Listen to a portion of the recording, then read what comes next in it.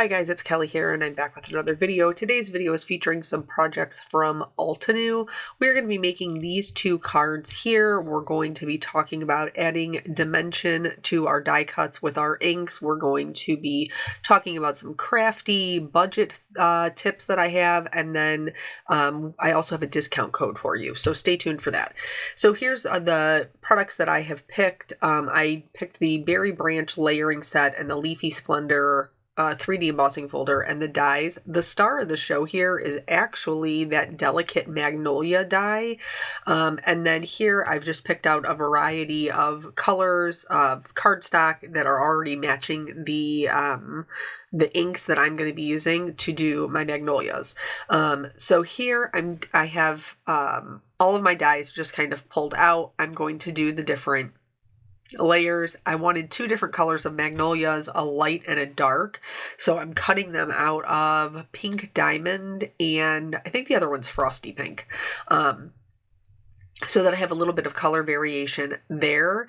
And then I'm just going to run them all through my die cutting machine.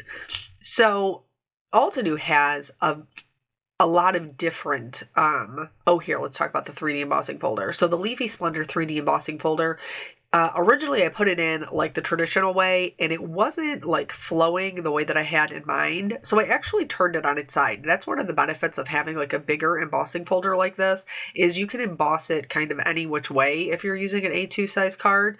So I just flipped that. I have the Platinum 6 Universal Plate System, so for me, it tells me exactly what I need. For the Altenew folders, I will say I do need to sometimes use a cardstock shim, just to get a little bit of a deeper impression on my 3D embossing folders. But once I put those, like sometimes one, sometimes two pieces of cardstock in there, I always get a great impression. And then I'm just going to run these through doing my die cuts. Here I did the Berry Branch out of the lighter pink, and then also my magnolias. And then, like I said, I'll go back in with the darker pink, that's this one here, and do it again. And I think I cut 7 of them and I used 6. Super easy to put together. So let's talk about, the inks real quick. So I do have a discount code for the inks for you. It's good for today, May 17th, and tomorrow, May 18th, 10% off their fresh dye ink collection. I love their inks. They work really well. And I'll talk a little bit about that in a second. The code is Kelly, K-E-L-L-Y, ink, to get 10% off at checkout. And I have that linked below. But so for my idea for this was, when I was putting everything together, was that I wanted to use one of the smaller dies. And in this case, I chose the Delicate Magnolia, and I chose those for a reason, the smaller ones for a reason. So here, this Leafy Splendor actually has a stencil set, which you see me using here. The cardstock that I'm using is also Misty Sage, and then I have the coordinating inks. That's one of the things that's really nice about Altenew's line, is everything works together. They all coordinate together. So for their inks, they have, what is the name of this one? I feel like it's Jade Dreams, I think is what it is. Anyway, they have really cute little names. Like the pinks is the Cherry Blossoms. But they have the whole family, and they all work together with a light mid-tone, a dark mid-tone, and a dark. And so it makes it really easy to pair them together. Same thing like with the cardstocks that match, the markers that match. Like, it's all very user-friendly. You know what I'm saying? So here, I'm just going in with those same colors, and I am laying down the pistachio, not that you can see it. I know that it looks like it makes it darker on the screen, but it's actually just the moisture from the ink. The reason I'm putting it down is because it's going to help the rest of them kind of blend. Altenew inks, as they dry back, they kind of settle and smooth out, and you'll see that from how we apply the ink, especially on the magnolias, on the magnolia die cuts. But they just get smoother as they dry. So it's nice to know like the colors that are already going to work together. This is sped up, by the way. And so I just worked through from the lightest out to the darkest and added shading so that I could have my leaves. Now I did, because I knew I wasn't going to be really adding anything else to the card, I did want there to be a little bit more dimension into the background. And I like to do what I call like a halo around the outer edges of my cards. And so that's what I'm doing here. I'm starting with the pistachio, and I'm going to work all the way out to the green opal, and then back in to the pistachio. And this is just going to help kind of create a focal point in the center, where our leaves and our florals are going to be. So with those smaller dies, we're all on a crafty budget, right? We all only have so many dollars to spend. So with those smaller dies, if you are on a really restricted budget and you have very limited funds to spend, but you want to get something new, you want to have, so everybody likes new things to kind of play with. Those smaller dies usually have between like a 8 to 11, I think is what I've seen, dollar price point. And you can combine these with other things that you already own. So in this case, I'm combining it with a 3D embossing folder, and I'm combining it with another die that I already owned, in order to give them new life. And it doesn't break the bank to have, that $10 die isn't outrageous for, most of our crafty budgets. And we can really get more out of that little die and get more out of what we already have. So here with the branch, I actually believe this is meant to be like a winterberry branch, but you know me, I don't use nothing for what it's used for, like what it's supposed to be for. So you can do this, and I'll show you how it looks without the berries. You can do this with just the leaves and the branches. And you might be saying to yourself, Kelly, the scale is off. Those flowers are too big for this branch. And you are 100% right.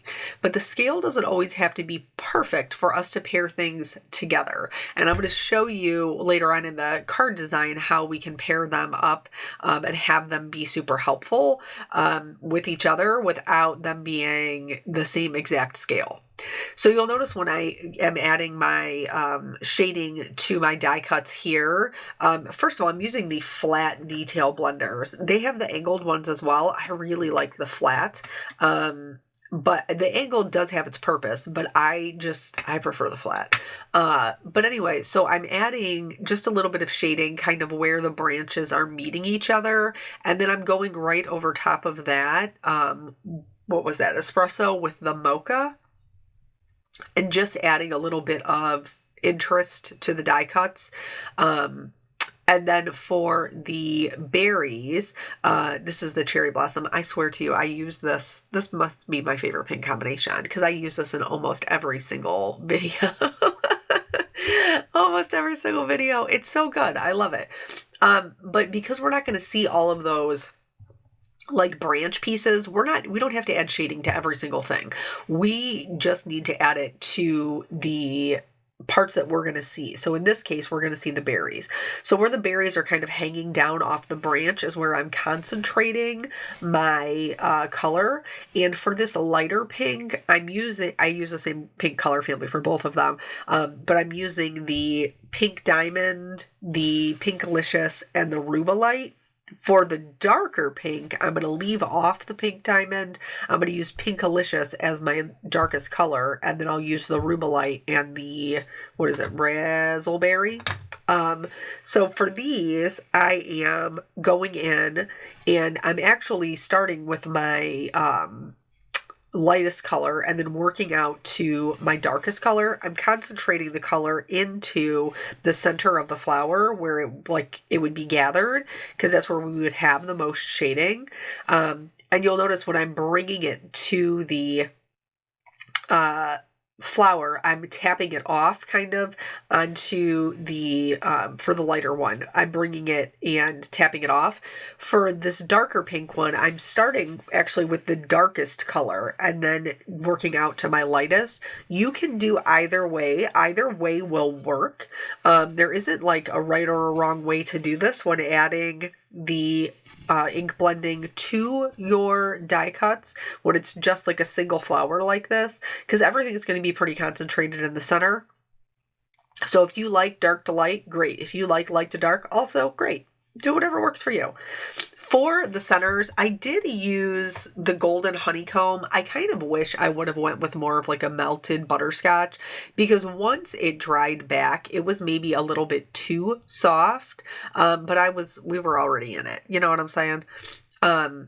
So here, bringing together this berry branch, the leaf is the bottom layer, and then you line up the branch part of it. And Altenew always has all of the guides like in their books, which is super helpful. If for some reason you have lost your book that comes with your die, you can always go to their website and they have them available. So anyway, you just line up the little branch. So then you have the leaves in the background and then the berries, and then you do the branch right on top of that, and that just lines up, and then we'll have a full thing. This is very spring, summery feeling, not winter or holiday at all, even though I think that that's when this was originally released. I'm not 100% positive, but I do think so. So anyway, really happy with the way that this came out. The idea behind this was not for the berries to look like berries, but for them to look like other flowers kind of further off in the distance. So here, if you have never put together Altenew dies before, they have the keyhole system, which is, it's effortless. Like truly. They're numbered. Okay, they have 1, 2, 3 on them. They have all the same shape. So for that keyhole, so you just line up the keyhole right there in the center, and everything, there's no guesswork on how they go together. And then there's a top piece always to cover up that little keyhole, and we'll just set that right there. And then that's the darker colored magnolia. I only adhered the center because I like to kind of like floof mine, like fluff up the petals to make it more dimensional. And then for the lightest one, I'm going to put that together as well, and then put the centers on. There are two smaller details for this magnolia where it looks like the petals are kind of flipped up. And for those, I didn't add any ink blending to it at all. I'm just using the original color, which is now considerably lighter because we've added all of this dimension with our ink blending. So now I'll be able to use that as my lightest color, which is again just the natural color of the original paper. And then I'll line those up and it will look like they're kind of like bent over the other magnolias. So there is that one with the frosty pink, and then this one is the pink diamond. And you can see how much, it's hard to tell, I think sometimes, like how much coloring you've added until you compare it to the actual cardstock. Here, this is the one where I just left the berries off. I'm not going to put it together like that, but I did want to show you that that is an option if you just wanted to use the branch. And then I cut some of these, what is that? It's the nested, give me a second. What is it? I've used it before. Serene Archways. So I cut some of those. I didn't end up using them. And then I did cut the sentiments out of the Stylish Greetings 1 and 2. They have a bundle for that. If you are interested, I think they're really great sentiments. And I have a friend who is kind of going through a hard time right now. I talked to her recently, and I just wanted her to know, like, more than the text message that I sent her that told her I was thinking of her, that she's on my mind and I'm praying for her and stuff. So I was making these with her in mind, and not sure which one I'm going to send her way yet. But so here we have, like I said, that one little magnolia die, and look at the two different looks that we have achieved just by pairing them with other products that were already in my stash. So for the Thinking of You, I cut it out of, what was it? The Green Opal, I think, cardstock. And because I wasn't sure if this one was originally going to go on the one on the right, but then I did not love it. So I cut it out of pink, and I was like, oh, I do like this, but I feel like it needs a little bit more dimension. So I actually layered it right over top of the green and just adhered it kind of like up and to the right, so that down and to the left there is a little bit of a shadow. And then I'm going to do the same thing with the Love You over there. I cut it out of that same pink cardstock, and then I cut the shadow. I think it was Berrylicious, but I'm not 100% sure. And then I ended up flip-flopping them. Instead of doing the Love You on the green, I did the Thinking of You. Because sometimes, the best laid plans. So the one on the left is to scale, like those leaves make sense with those size flowers, so I didn't really have to do anything else. For this one, because the branches are smaller than the flowers and they don't make sense together, what I'm doing is I'm going to adhere them as a background piece. So I'm putting them in the background, kind of catty corner from each other. And then in order to push them to the background, I'm going to use that serene archway to create a frame. And when you cut them off and create a window, it makes those branches look like they are further away.